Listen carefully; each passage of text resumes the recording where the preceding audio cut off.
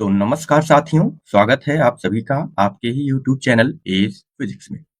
Welcome to Edge Physics. मित्रों, हम लोग बात कर रहे थे प्रीवियस ईयर क्वेश्चंस की, जो आपकी यूपी जीडीसी, यूपीएचईएससी, पॉलिटेक्निक लेक्चरर और जीआईसी, एचपीएससी, एमपीपीएससी की परीक्षाओं आदि में पूछे गए हैं। ठीक है, तो यहाँ पे हमने यूपी जीडीसी की जो परीक्षा हुई थी उसकी क्वेश्चन जो है वो ऑलरेडी कर लिए हैं। इसके अलावा यूपीएचएससी 2020 और यूपी जीडीसी 2020, इन दोनों की जो 2020 की परीक्षाओं में प्रश्न थे उनको हमने हल कर लिया है। अगर आपने वीडियोज नहीं देखे हैं तो इस चैनल की प्लेलिस्ट में जाकर वो सारे वीडियोज देख सकते हैं। इसके अलावा अगर आपको पीडीएफ चाहिए तो आप हमारे टेलीग्राम चैनल को ज्वाइन कर सकते हैं @AgePhysics।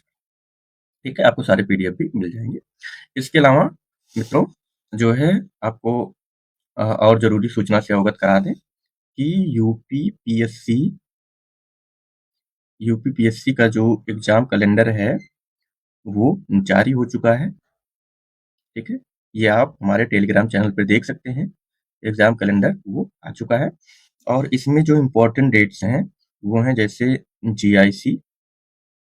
जीआईसी की डेट है वो 3 मई को इसकी प्री होगी। ठीक है, जीआईसी का प्री 3 मई को होगा। इसके अलावा जीडीसी परीक्षा ये 31 मई को होगी इसका प्री। ठीक है, ये सॉरी मैं यहाँ प्री लिखना था, प्री, और यहाँ भी प्री लिखना था।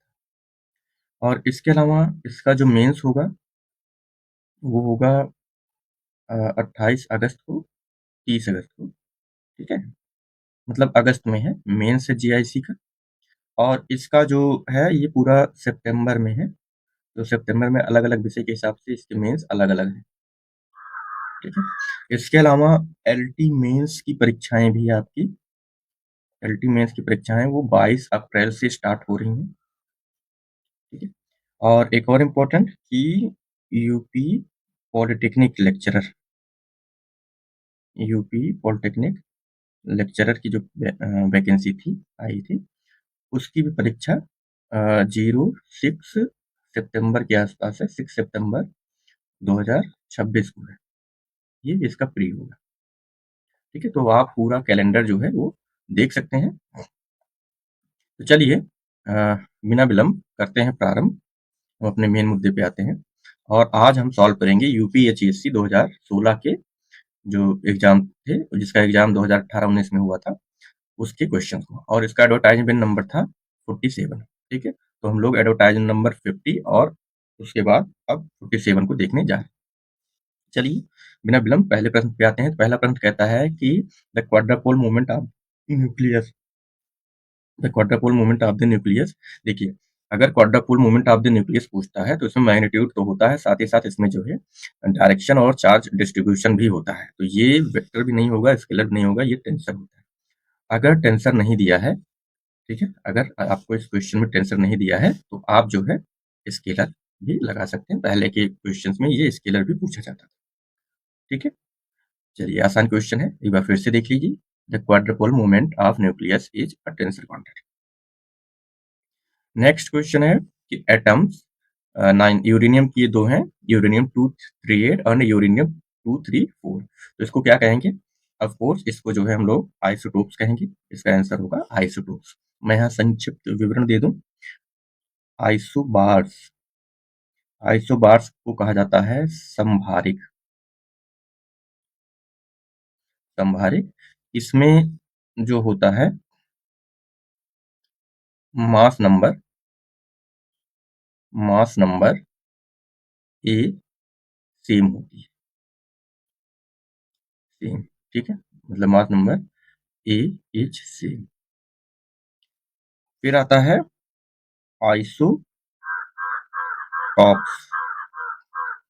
इनको कहते हैं समस्थानिक। आप लोगों ने इनके बारे में अवश्य पढ़ा होगा, मैं यहाँ ब्रीफ डिस्क्रिप्शन दे रहा हूँ। इनके जो है एटॉमिक नंबर सेम होते हैं। तो ये पीरियाडिक टेबल में अलग अलग हो सकते हैं, लेकिन आइसोटोप्स पीरियाडिक टेबल में सेम होते हैं, सेम जगह इनका प्लेस होता है। एटॉमिक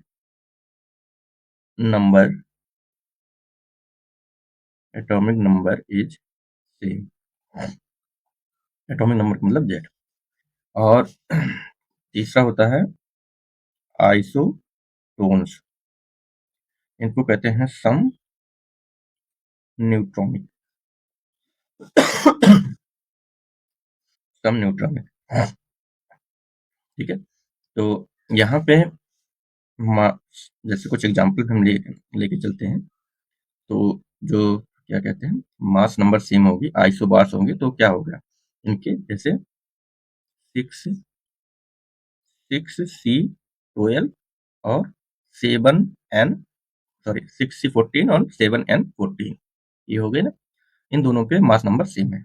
और इसके जो एग्जाम्पल में हो गए वो कुछ भी ले लो, 1H1, 1H2, 1H3, ये जो है प्रोटियम, ड्यूटेरियम एंड ट्राइटियम। सम न्यूट्रॉनिक, सम न्यूट्रॉनिक में इसमें क्या होता है, नंबर ऑफ न्यूट्रॉन्स यानी A minus Z is same, neutron इसमें सेम होते हैं। इसके एग्जांपल में 1H, हाँ ठीक है, 1H3 और 2H4, बहुत सारे एग्जांपल्स हो सकते हैं, आप देख सकते हैं। इसमें 3-1 और इसमें 4-2 दोनों ही 2 के इक्वल आ रहा है। इसके अलावा एक होता है आइसोमर्स। आइसोमर्स में जो इनकी स्ट्रक्चर होती है, ज्योमेट्रिकल स्ट्रक्चर इज डिफरेंट, ठीक है, तो इनको आइसोमर्स कहा जाता है। चलिए फिर नेक्स्ट क्वेश्चन पे चलते हैं, काफी टाइम हो गया। इसमें है the width of the depletion layer of N unbiased PN junction is a few. यहाँ पे ध्यान दीजिएगा, ऑप्शन ए है माइक्रोमीटर, ऑप्शन बी है मिलीमीटर, ऑप्शन सी है सेंटीमीटर एंड ऑप्शन डी है नैनोमीटर। तो यहाँ पे जो इसका आंसर होगा वो होगा माइक्रोमीटर, और यहाँ पे हमने आइसोटोप लगा दिया था, तो ये है इसका आंसर होगा माइक्रोमीटर। जो डिप्लेशन लेयर की विड्थ है वो माइक्रोमीटर में होती है अनबायस्ड कंडीशन में। बाकी अगर रिवर्स बायस होगा तो और बढ़ जाएगी, ठीक है, और फॉरवर्ड बायस होगा तो थोड़ी कम भी हो सकती है। तो यहाँ पे एक लो कंसंट्रेशन पे भी डिपेंड करता है, लो कंसंट्रेशन है तो उसकी डिप्लेशन लेयर रहेगी ठीक ठाक, और इसके अलावा अगर हाई कंसंट्रेशन है तो ये जो है इस तरह से हो जाए, ठीक है। तो हाई कंसंट्रेशन पे ये एक मिनट, ये मैंने, लो कंसंट्रेशन पे थोड़ी बड़ी रहेगी, हाई कंसंट्रेशन पे थोड़ी और कम हो जाएगी। और यहाँ पे हम जो है कंपटीशन रिलेशन एंगुलर मोमेंटम का देख सकते हैं। तो इसमें पूछ रहा है which of the following relation is true. तो इसके लिए मैं इसका आंसर बता दूं, ये होगा बी। और आप यहाँ पे ये सारे कंपटीशन रिलेशन एक बार रिकैप कर सकते हैं। देखिए एल प्लस की वैल्यू इतनी होती है, एल माइनस की value L X minus I L Y होती है, L X L Y I H cut L Z, इसी तरह L Y L Z I H cut L X, L X I H cut L Y, L Z L plus equal to L Z L X और ये plus I L Z L Y, ठीक है। और ये इस तरह से आप इसको यहाँ पे देख सकते हैं, प्लस का हो गया, माइनस हो गया, और इस तरह से अगर आप लिखना चाहते हैं आंसर तो ये एल प्लस माइनस अगर एक साथ है तो इसका हो जाएगा plus minus cut L plus minus, ठीक है। तो ये आंसर हो जाएगा, क्लियर। नेक्स्ट क्वेश्चन पे चलते हैं। नेक्स्ट क्वेश्चन हमारा, N free electrons form a gas in 3 dimensions if their temperature is 0 Kelvin and Fermi energy is epsilon f, the total kinetic energy या average kinetic energy भी इसको कहते हैं, for a gas will be। तो देखिए इसका answer होगा 3/5 NF। अगर ये सिंगल इलेक्ट्रॉन के लिए कहता, ठीक है, मतलब सिंगल पार्टिकल के लिए, तो 3/5 ये F होता, ठीक है। और यहाँ पे एक बहुत इंपॉर्टेंट फार्मूला, ये आप तो देख ही लीजिए इसको, यहाँ पे ये देख लीजिए कि अगर 3D में है तो डेंसिटी ऑफ स्टेट जी जिसे कहते हैं, अगर 3D में जी ई की पावर हाफ के प्रोपोर्शनल होता है, ये भी ध्यान दीजिए, ये भी पूछा जाता है डायरेक्टली।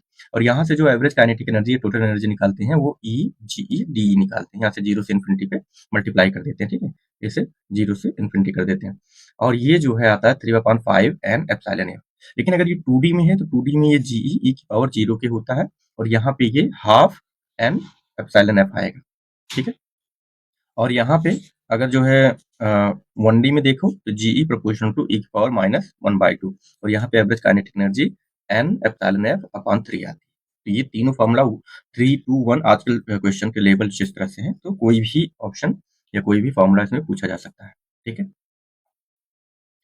नेक्स्ट पे कि f is a Fermi distribution function then इसकी वैल्यू क्या होगी, minus del F upon del E का होल इंटीग्रेशन जो है उसकी वैल्यू क्या होगी। तो इसका जो आंसर होगा, यहाँ पे हमने आंसर देख लिया था बिल्कुल, तो यहाँ पे देखते हैं इसका आंसर होगा 1। इसको आप सिंपली कर सकते हैं। देखिए ये फर्मी डिराक डिस्ट्रीब्यूशन फंक्शन की वैल्यू दे रहा है। तो फर्मी डिराक डिस्ट्रीब्यूशन एफ क्या है, फर्मी डिराक है।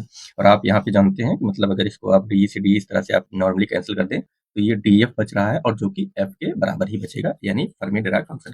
ठीक है, तो इसको इंटीग्रेट करते हैं। यहाँ पे डी एफ बचता है, यहाँ पे इसको लिमिट रखते हैं माइनस एफ ई।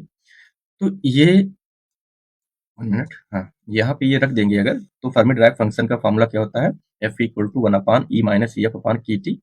ठीक है, और यहाँ से +1 हो जाएगा। तो when E equal to infinity, जब इन्फिनिटी होगा तो इलेक्ट्रॉन के पाए जाने की वहां पे संभावना ना के बराबर होगी। ठीक है, ना के बराबर होगी यानी कि इन्फिनिटी पे ये जो फर्मी फंक्शन होगा 0 हो जाएगा, और नेगेटिव इन्फिनिटी पे, क्योंकि नेगेटिव में इलेक्ट्रॉन होते ही है बाउंड स्टेट में, तो वहां पे इसकी वैल्यू 1 हो जाएगी। और इस इंटीग्रेशन में रख देंगे तो इसकी वैल्यू 1 आ जाएगी। और वैसे भी आप देख सकते हैं कि at T equal to 0 kelvin पे ये minus del F upon del E एक डिराक डेल्टा फंक्शन की तरह बिहेव करता है। ठीक है, तो ये क्वेश्चन रहा। अगेन ये तो बहुत इजी क्वेश्चन लगता है और बार बार आता है। Work done in isothermal change in adiabatic, sorry in isothermal change in A gas. तो इसमें आप देख सकते हैं टी नहीं होगा क्योंकि ये डायमेंशन मैच नहीं कर रही है, आर की डायमेंशन मैच नहीं कर रही है। यहाँ आर टी की डायमेंशन मैच कर रही है, लॉग ई है, V two upon V one, ये सही है। ठीक है, ये आंसर सही है। और यहाँ पे आर टी लॉग, यहाँ पे ई की जगह 10 है और 10 के साथ यहाँ पे लॉग ई और लॉग 10 का कन्वर्जन फार्मूला ये सही नहीं है, इसलिए ये गलत है। तो ऑप्शन सी सही है। आप यहाँ पे देख सकते हैं एडियाबैटिक प्रोसेस के लिए, यहाँ पे ये देखिए एडियाबैटिक प्रोसेस के लिए, इसलिए तो ठीक है।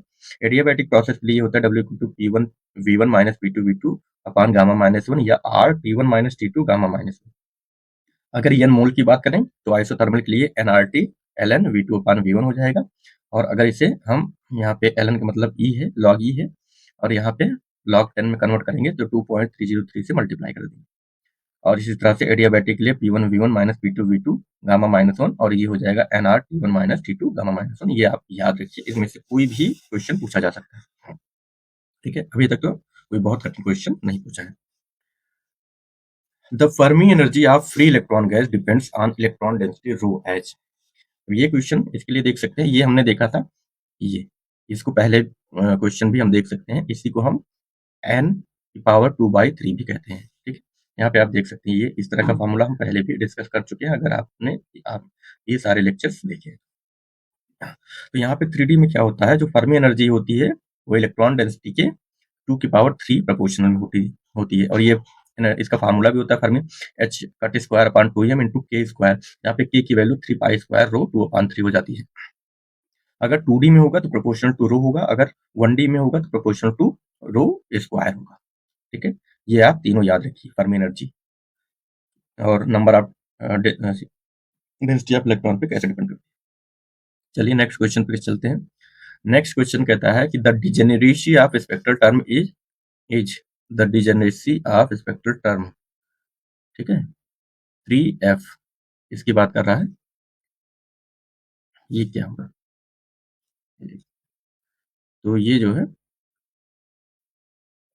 3f इज, देखिए इसका जो आंसर होगा वो होगा 21।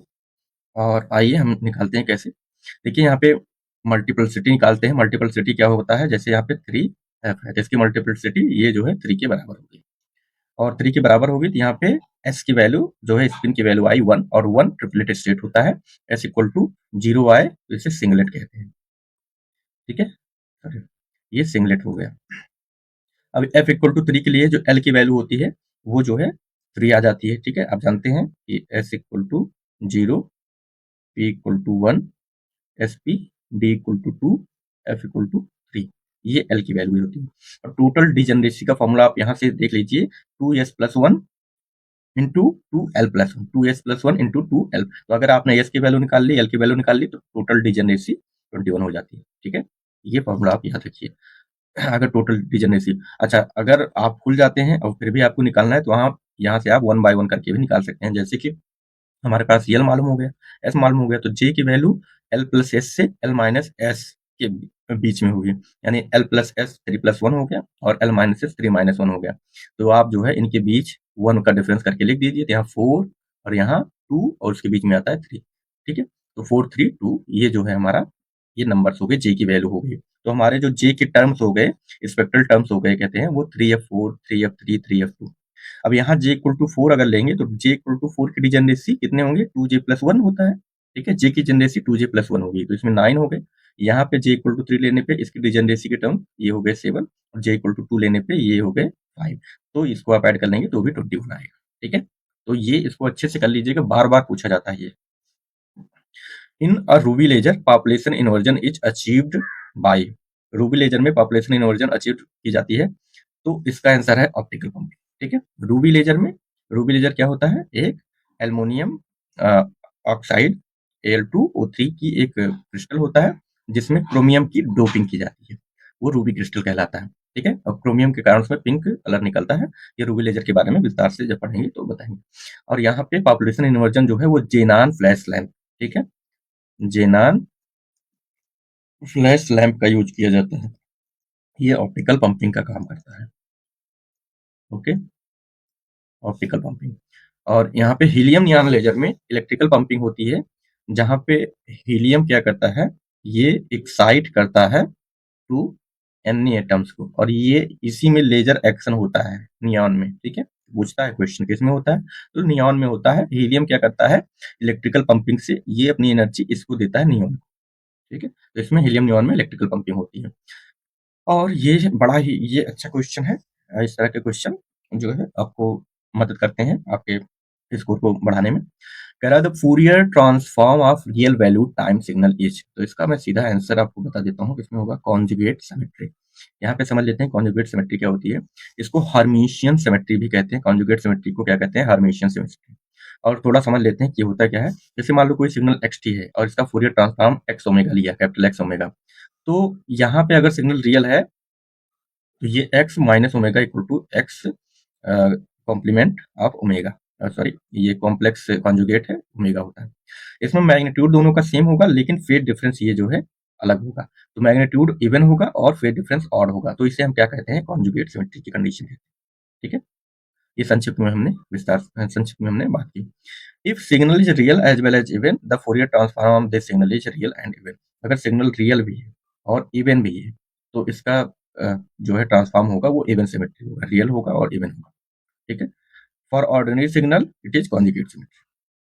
चलिए लॉरेंट ट्रांसफॉर्मेशन पे आते हैं। तो लॉरेंट ट्रांसफॉर्मेशन क्या होता है, इसमें space assumes space and time both are absolute, नहीं बिल्कुल नहीं। Space is relative but time is absolute, नहीं आधा सही है। Space is absolute but time is relative, आधा सही है। ये यहाँ पे ऑप्शन डी है जो कहता है कि space and time both are relative. ठीक है, space and time both are relative. ठीक है, तो चलिए फिर नेक्स्ट क्वेश्चन पे चलते हैं। तो नेक्स्ट क्वेश्चन है हमारा, which of the following remains invariant under Lorentz transformation in an electromagnetic field। तो कहता है कौन इनवेरिएंट रहता है। देखिए ये सारी क्वांटिटीज आप देख लीजिए, लेकिन अगर ई और वी ऐसे बहुत सारी क्वांटिटीज हैं, जैसे चार्ज भी इनवेरिएंट होती है। ठीक है, चार्ज इनवेरिएंट होता है। इसके अलावा यहाँ पे ये ऑप्शन ई है, ए square minus C square B square, ये इनवेरिएंट रहता है, बाकी सब वेरिएंट रहते हैं। लेकिन इसके अलावा एक और है, ये भी इनवेरिएंट रहता है। ठीक है, और ये इनवेरिएंट है, इसका मतलब क्या है कि ई और बी अगर एक फ्रेम में परपेंडिकुलर हैं तो वो हर फ्रेम में परपेंडिकुलर रहेंगे। दूसरा square minus C square B square, इसके इनवेरिएंट का मतलब क्या हुआ कि अगर एक फ्रेम में ई ग्रेटर देन सी इंटू बी तो वो हर फ्रेम के लिए करेक्ट होगा। क्लियर, अच्छा। और फिर इसके अलावा अच्छा एक चीज ये भी होती है, X square plus Y square plus Z square minus C square T square, ये भी इनवेरिएंट यानी कांस्टेंट रहता है। ये किसी भी फ्रेम के लिए ये चीज कांस्टेंट रहती है, ये भी पूछा जाता है। ठीक है, चलिए नेक्स्ट क्वेश्चन पे चलते हैं। नेक्स्ट क्वेश्चन है, equation of motion for a weed sliding on uniformly rotating wire in a force free space. तो यहाँ पे ये सारे क्वेश्चन दिए गए हैं, तो इसको आप देख सकते हैं। ये जो होता है ये होता है, इसका आंसर ये होगा। ठीक है, इसका आंसर होगा ये। और साथ साथ यहाँ पे ये जो है, यहाँ पे ये है कंपाउंड पेंडुलम के लिए, ये बी जो है आपका, बी कंपाउंड पेंडुलम का इक्वेशन हो गया। और डी आपका जो हो गया वो सिंपल पेंडुलम का इक्वेशन हो गया, सिंपल पेंडुलम। ठीक है, तो ये बी और सी भी इंपॉर्टेंट है, इनको याद रखिए इनकी इक्वेशन। और ये आपका वीट का हो गया। इसको देख लेते हैं। अगर आपको इस तरह का इक्वेशन दिया है, देखिए यहाँ पे R double dot plus omega R, ये सिंपल हार्मोनिक इक्वेशन है। ठीक है, ये इस तरह के। और अगर माइनस आर है, ठीक है, तो ये जो है बीट प्रॉब्लम है, मतलब बीट का इक्वेशन है। यहाँ पे देख लेते हैं कैसे हम इस इक्वेशन को संक्षिप्त में देखेंगे। तो देखिए, अगर कोई बीड है किसी जो है, इसका इक्वेशन ऑफ मोशन कैसे निकालेंगे। अगर rotating wire in a force free space, किसी वायर पे रोटेट कर रहा है, तो क्या होता है, स्लाइड कर रहा है मोशन ऑफ ए बीड, तो क्या होता है कि इसका जो बीड की वेलोसिटी होगी वो जो है आप यहाँ पे देख सकते हैं, R dot square plus R theta square, और उसके बाद ये ओमेगा कांस्टेंट है।